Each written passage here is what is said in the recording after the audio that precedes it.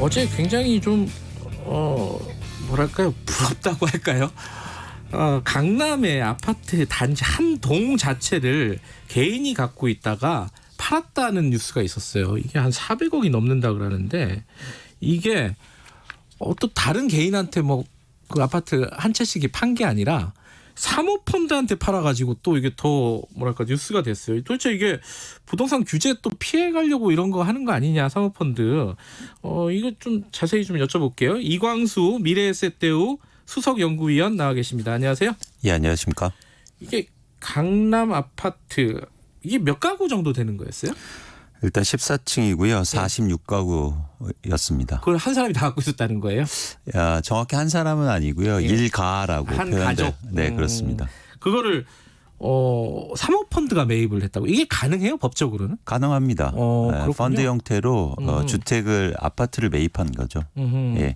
그러면 사모펀드가 이거를 원래도 부동산에 투자하는 사모펀드가 있었다는 말이잖아요, 그죠? 그렇습니다. 예. 부동산 펀드라는 종류 중에 이제 네. 사모 형태로 모집해서 네. 부동산에 투자했죠. 그래서 근데 이제 좀 특이한 점은 이렇게 아파트를 투자한 사모펀드, 부동산 펀드는 없었거든요. 아, 부동산이라도 아파트는 아니어도 빌딩 같은 거였죠, 그렇습니다. 주로? 수익형 부동산이나 아니면 예. 물류창고, 오피스 빌딩 예. 뭐 이런 게 줄이었는데 아파트는 처음이에요? 네, 아파트는 거의 처음입니다.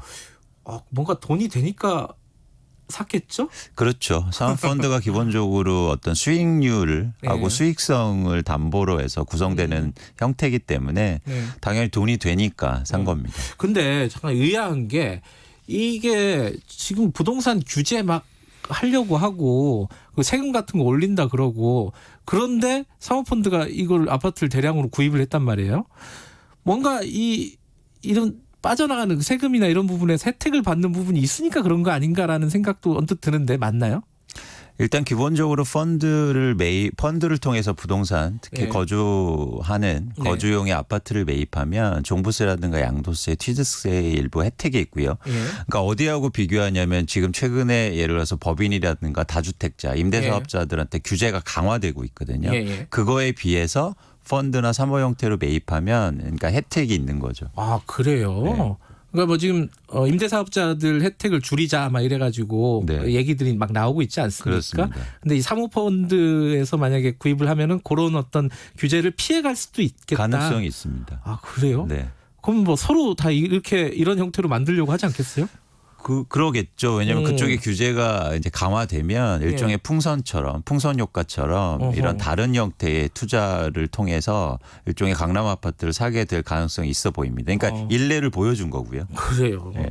근데 이게 이 기사가 나가고 나서 이 사모펀드가 요 아파트를 매입을 하면서 새마을금고로부터 270억을 대출을 받았대요. 네. 근데 그게 또 규제를 넘어선 대출이라 그래가지고 또 회수하겠다 막 이런 얘기가 좀 복잡하게 나가. 이건 왜 그런 거예요? 일반적으로 현재 지금 예를 들어서 서울에 아파트를 구입할 때 대출 규제가 들어가죠. 그렇죠. 9억 원 이하인 경우에 LTV 40%가 적용되고요. 9억 원이 초과되면 LTV 20%입니다. 네. 그런데 그걸 초과해서 대출을 받았어요. 말씀하시는 것처럼 270억인데 제가 이 대출 한도를 적용하니까 최대 160억 원이 대출이 밖에 안 됩니다. 한 110억을 오버한 거네요. 그죠? 그렇습니다. 어허. 그러니까 이 110억 원을 예를 들어서 개인이 이걸 산다면 네. 대출을 그만큼 못 받았을 텐데 펀드 형태로 사다 보니까 대출이 가능했고요. 예. 근데 이제 기사들을 보니까 인테리어를 하려고 추가로 사업 대출을 받은 거다.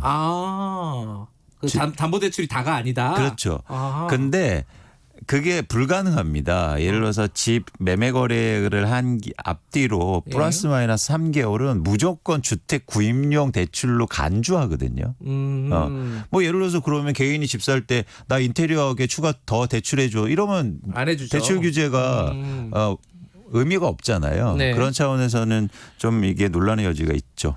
그러면은 그 대출을 사모펀드이기 때문에 개인이 아니라 사모펀드이기 때문에 좀 그 기준 자체를 그 새마을금고에서 네. 조금 느슨하게 봤다.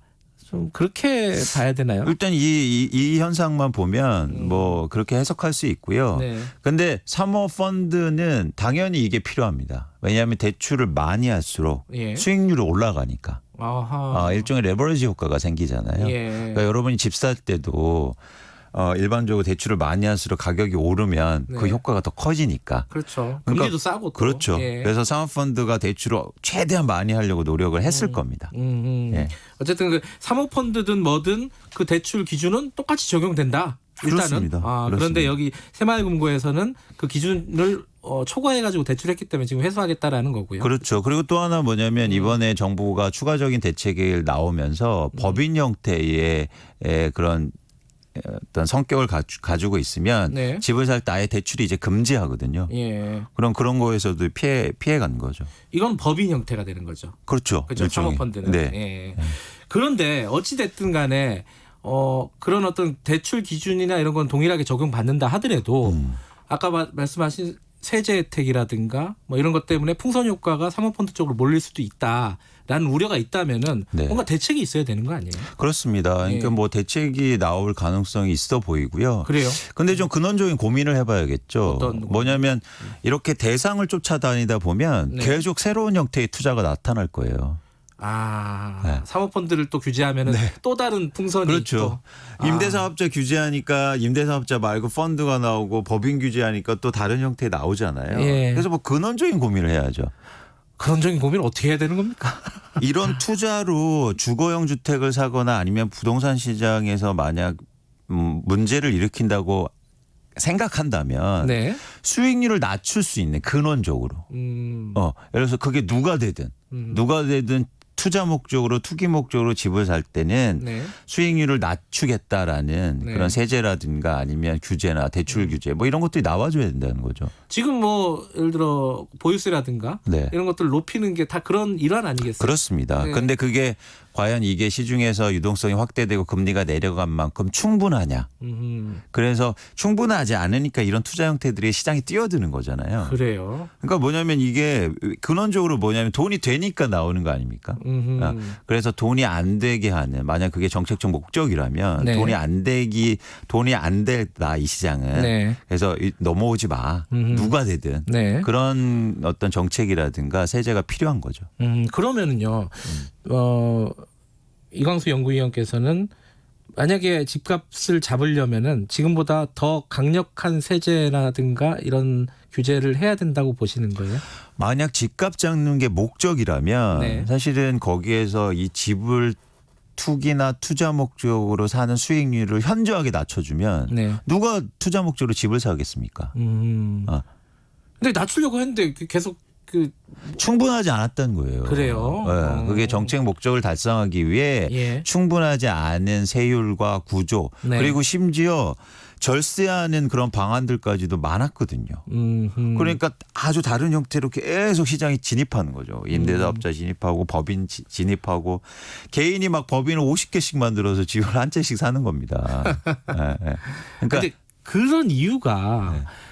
그걸 몰라서 그러는 걸까요? 그런 어떤 그 규제의 허점들이 많잖아요. 구멍들이 있는 거잖아요. 네, 네. 그게 정부 당국에서 시장을 못 따라가는 건데 네. 몰라서 그러는 거예요. 뭐 왜 안 하는 거예요? 그러면 어떻게 보세요? 그러니까 저는 규제나 정책의 한계라고 보고 있는데요. 한계? 예, 규제나 정책이 나오는 건 과거나 현재 일어나는 일을 규제하는 거잖아요. 그렇죠. 그래야 뭐 규제도 나오잖아요. 네. 근데 시장에서 이렇게 예를 들어서 이익 목적으로 움직이는 시장은 네. 다르게 변합니다. 그러니까 무슨 얘기냐 아주 쉽게 말씀드리면 오늘 이제 비가 내리고 있는데요. 네. 제가 내일도 비가 올 겁니다라고 예측을 했어요. 네. 근데 내일 비가 올지 해가 뜰지 영향을 안 미치잖아요. 제가 예측한 거에. 그렇죠. 근데 예를 들어서 주식시장이나 투자 목적으로 변한 주택시장, 부동산 시장은 제가 정책을 만들거나 지금 제가 예측을 합니다. 예. 그건 내일 시장 변화에 영향을 미쳐요. 예. 왜냐하면 지금 참여하는 사람들이 그걸 보고 행동을 바꾸거든요. 근데 그동안의 정책이라든지 규제가 그냥 기상 예측하는 것처럼 해왔다는 거예요.